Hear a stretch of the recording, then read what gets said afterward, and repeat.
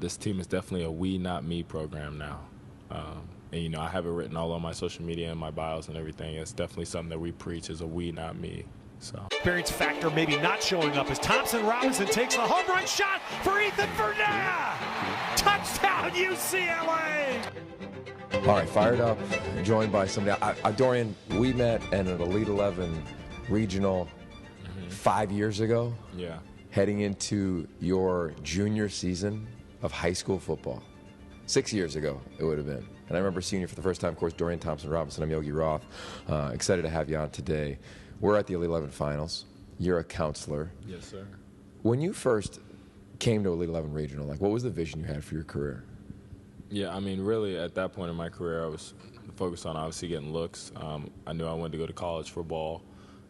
So really just any and everywhere I could get my name out there, just trying different avenues. Obviously, Elite 11 was big, so I wanted to try that out and really put my full foot forward.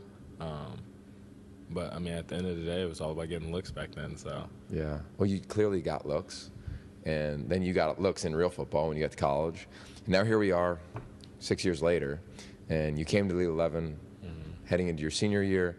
You're a counselor now. As a reference, you're going to be a four-year starter in major college football. When you think of that sentence in and of itself, four-year starter in major college football, where does your brain go? For me, I think it's all about reps. And I think that's the biggest thing for a quarterback, right, is, you know, you got to get the reps, you got to get the experience to be able to play ball at a high level. And so I think when you go through my career, I think that's what I was lacking. And so having the ability to be able to start as a true freshman definitely helped me get all the reps I needed. And I know I took some lumps along the way, but I wouldn't trade it for anything in the world. So Yeah, I love that. All right, so football is great. I want to talk about reps in another area of your life. You can go online and check out your YouTube channel. I remember your first video that you did, at least an early one. It was like a tour of you in the Santa Monica Pier. Exactly. And I remember, I think I called you or something. It was like, all right, man, let's talk about what you got going on here. Yeah, exactly. Reps at creating your own content. You light up when that topic comes up. Why so? You know, I think it's just a way, you know, football players, I think, always have to mask kind of their personality or whatever it may be, especially being a quarterback, right? And so, you know, that was kind of a way for me to express myself, express my personality and who I am as a person.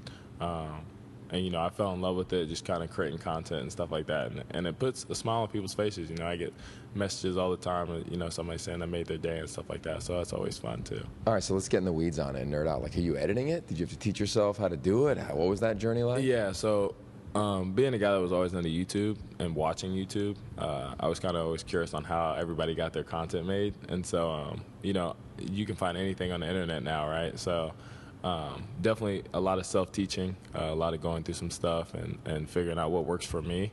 But also I have guys that I work with, too, that'll do some stuff for me, too. So Yeah, we talked yesterday to the quarterbacks here at Elite 11 finals about being interested instead of interesting. Right, and the difference between those two things. What other things did one YouTube video, two YouTube videos, all of a sudden creating some content and production, what else did that lead to you being interested in? You know, I think just being able to express yourself. You try to find what your true hobbies are and what you're passionate about. And so I think that's kind of where it led me to. You know, I'm a big fan of art and stuff like that. So, you know, it got me into that a little bit here. And, you know, just finding my way and finding who I am as a person and all that stuff, too. So. All right, so let's talk about that, because there's mirrors, and I think oftentimes we like or dislike what we see in that mirror. You just referenced finding out the person that you are. You've been through a lot, right? Whether it was high school, you could have transferred, you didn't. Everybody knows that story who listens to this. Whether it was college and the ups and downs at UCLA, now here you are. Teams got a chance to do something really special. And then, of course, finding things that you enjoy. So when you look into that proverbial mirror, like, what do you see now, and what are you excited about what you see when you look at yourself? Yeah, definitely the man I was 2 years ago is definitely not the man that's sitting in front of you today, which is something I'm really excited about because, you know, you grow and grow as a person, and that's what life is all about. So I'm really excited about that. And then, of course, the future is always something to be excited about. We're always growing and stuff every day. So there's a lot of exciting stuff planned ahead and a lot of exciting stuff to do. So I'm excited. Okay, so who is that person standing here today? Definitely a person that's gone through a lot, has had a lot of experiences, a lot of growing pains, and it's made me a complete person now, a complete, I'd say, follower. The word I like to use is servant. And definitely being able to help out other people, knowing the stuff that I've gone through. So I think that's a bigger part of who I am today. Okay, so how could you help out, let's say, the young up-and-coming quarterback at a huge high school X who's got a bunch of offers to go to whatever school he wants to in the country, that, maybe in 4 years he's going to say the same thing, is that I didn't like who I was a couple years ago and I like who I am now. What would you tell him now to maybe alleviate some of that pain along the journey? Yeah, just giving him some of my experiences. I think, like I said, that's the biggest teacher of life, is going through it. And so for someone that has gone through it, just being able to share my story, give them some advice, and let them know that, there's always a light at the end of the tunnel, right? Yeah. It's not going to always be that way. And you have to kind of work through it and stuff like that, because everybody's going to go through some growing pains. Not everybody's going to have a smooth ride all the way through. So, but yeah, just giving them some words of encouragement for sure. All right, so before I let you go, what is one of those experiences that you would want to share? Probably just going through my freshman year, coming out of high school, the #2 ranked dual threat quarterback in the country, and then coming in not knowing if I was going to play or not, because they brought in a 6th year, and having to play what was almost the first quarter of the first game of the year, and having to stick that out and ride through a rebuilding of a program. Definitely took a lot of aches and pains and some lumps, but, I'm here today being a 4th year and ready to rock and roll. So, yeah, there's something to be said for when adversity comes, like leaning into it. Exactly. Yeah, you've done a hell of a job doing that, man. Appreciate it. I love it. All right, I can't wait to call your game. So I know you're a big content guy. Any advice to broadcasters? I know you watch these games back. Well, where can we improve? Is there something you like, dislike about people calling your own games?